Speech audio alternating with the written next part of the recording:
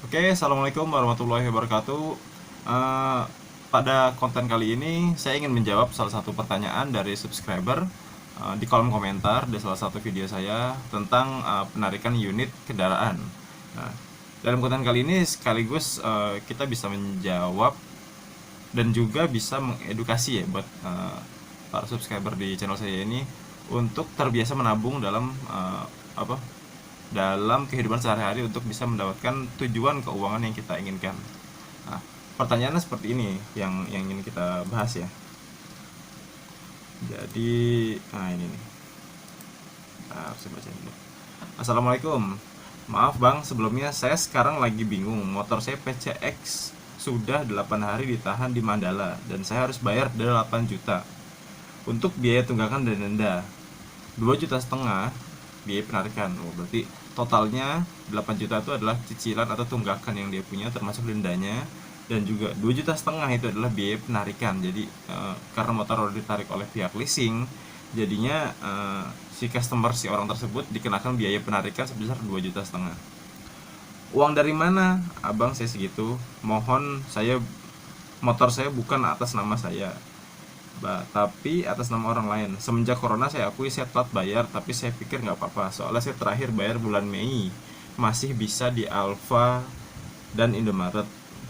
Nah, bulan ini kita bikin video di bulan Juni ya, jadi bulan kemarin masih bayar bisa di Alfa dan Indomaret. Tapi tiba-tiba saya diberhentikan di jalan, motor saya diambil, kunci dan STNK diambil. Terus gimana bang solusinya? Cara mengambil kembali? Enggak, mungkin maksudnya bisa saya ambil kembali apa enggak motor itu barang saya satu-satunya bang, buat modal ngasih anak istri makan. Mohon bantuannya ya bang, terima kasih bang sebelumnya.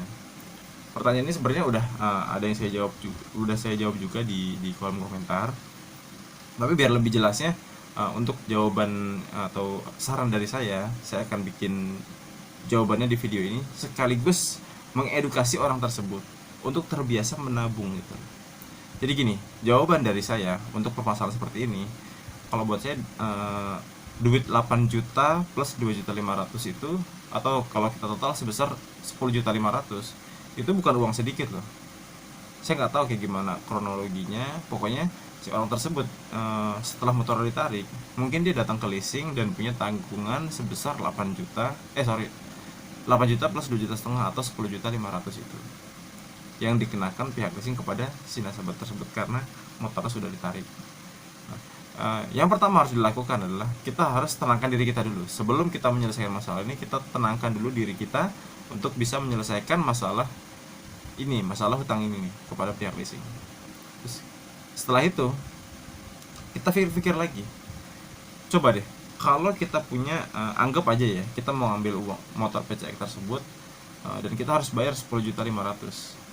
Kenapa nggak sebaiknya kita pikir-pikir lagi, dengan uang 10,5 juta itu sebenarnya kita bisa dapat motor loh secara cash gitu loh.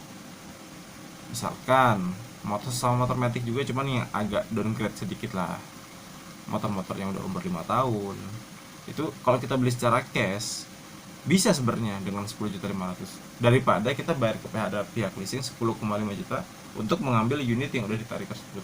Dan bulan berikutnya sampai dengan lunas kita harus tetap mencicil uh, motor tersebut sampai lunas untuk beberapa bulan atau mungkin setahun 2 tahun yang akan datang. Padahal si orang tersebut udah jelas-jelas selama beberapa bulan sebelumnya itu nggak sanggup bayar atau membayarnya nggak full gitu loh, sehingga dia dikenakan denda dan juga tunggakan sampai 8 juta rupiah. Coba kita flashback lagi, saya udah barusan habis hitung-hitungan juga, saya riset juga tentang motor PCX ini. Ternyata motor PCX ini yang menjadi objek penarikan tersebut, harganya kalau misalkan kita beli baru di tahun 2022 ini, yang tipe terendahnya aja itu harganya bisa sampai 30 juta. Nah, kalau alasannya itu untuk memberikan nafkah atau untuk buat modal kerja untuk memberikan nafkah kepada anak dan istri, apakah kita wajib menggunakan motor seharga itu? Misalkan ya, anggap kita tuh bekerja di bidang jasa pengiriman, entah itu kita menjadi ojek online atau kita mungkin menjadi apa menjadi kurir dari perusahaan, yang dimana kita harus menggunakan kendaraan motor tersebut untuk mobilitas pekerjaan kita, atau mungkin kita menjadi sales sehingga motor tersebut harus kita gunakan.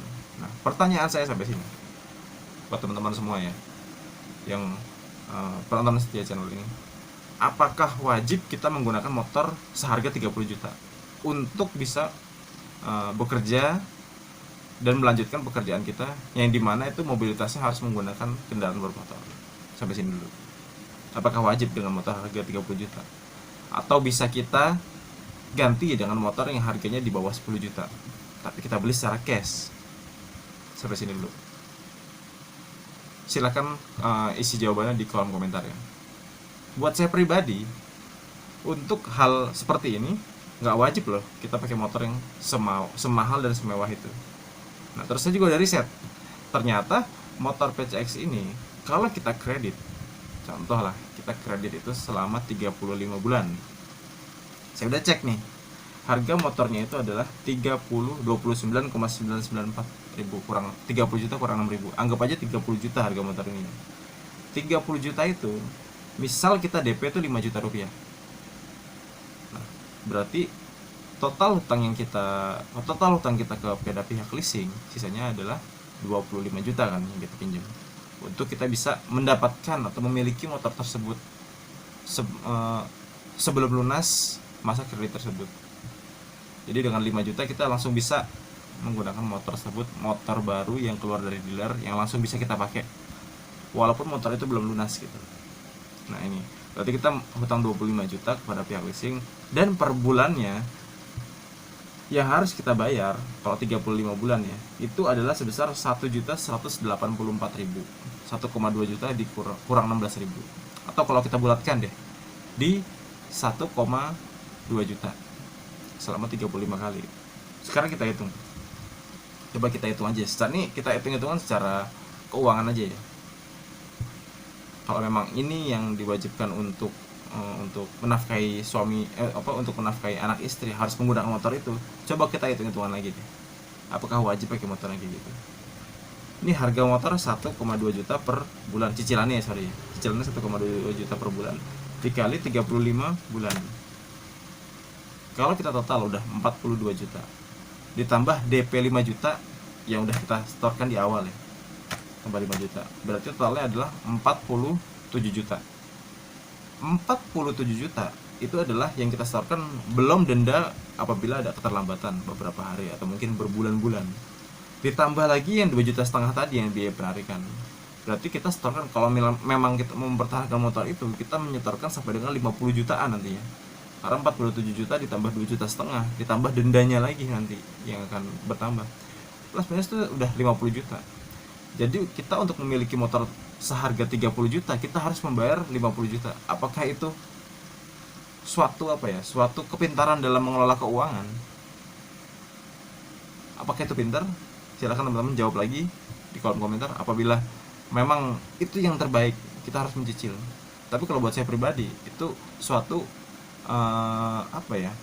kebodohan dalam mengatur keuangan. Kenapa enggak dalam 3 tahun itu kita berarti bisa mengumpulkan uang sebesar 20 juta berarti.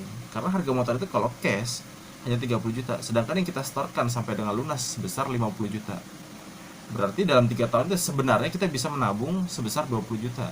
20 juta itu kita buang-buang, sama aja kita punya duit 20 juta terus kita sobek-sobek atau kita gunting-gunting atau kita bakar atau kita buang ke tempat sampah. Sama aja kayak gitu kan. Karena apa? Duit itu yang mengalir kepada pihak leasing sebagai keuntungan mereka dan juga bonus mereka. Kayak gini teman-teman ya. Jadi coba kita belajar menabung. Kita nabung ya. Coba nih ya. Misalkan si bapak tadi belum ambil motor PCX. Ini hanya berandai-andai aja ya. Jadi di sini kita mulai belajar bagaimana caranya mengelola keuangan yang baik sehingga bisa efisien, berkah, dan juga tidak menjadi ketakutan kita setiap bulannya apabila tidak bisa mencicil cicilan setiap bulannya dari agunan yang kita pakai. Jadi gini ya, tadi kan untuk membeli 1 unit motor itu dibutuhkan DP sebesar 5 juta rupiah. Nah, 5 juta rupiah kalau kita ini deh, nggak usah beli motor PCX deh, kita sabar 2 tahun aja. 5 juta itu kita pakai untuk beli motor seharga 5 juta. Nih, motor 5 juta tuh bisa dapat yang kayak gini nih. Ya, motor kayak gini bisa dapat 5 juta nih. Ini cukup kok untuk pekerjaan menjadi kurir. Kita pakai untuk menjadi ojek online. Cukup motor kayak gini bisa dipakai. Bisa banget untuk menjadi ojek online. Nah, terus yang kedua, kalau motor ini kita bisa pakai selama 2 tahun dan setiap bulannya kalau memang kita mampu bayar 1,2 juta, kita tabungin aja duitnya 1,2 juta. Nah, sekarang kita total ya. Selama 2 tahun kita pakai motor yang biasa-biasa dulu. Kita sabar dulu, tunda dulu kesenangan sehingga 2 tahun kemudian kita baru bisa menuai hasil. Coba kita hitung ya. 1,2 juta dikali berapa tadi? 24 bulan ya. Totalnya udah 28,8 juta. Anggap aja deh 28 juta aja deh. Kita punya 28 juta. Nah, kalau kita mau punya motor PCX, misalkan kita mau beli lagi second deh, yang 2 tahun yang lalu misalkan kalau sekarang 2022 berarti kita boleh cek motor PCX di tahun 2020 kan. Nah, coba sekarang kita cek motor PCX harga tahun 2020. Harganya berapa? Berarti motor udah umur 2 tahun ya.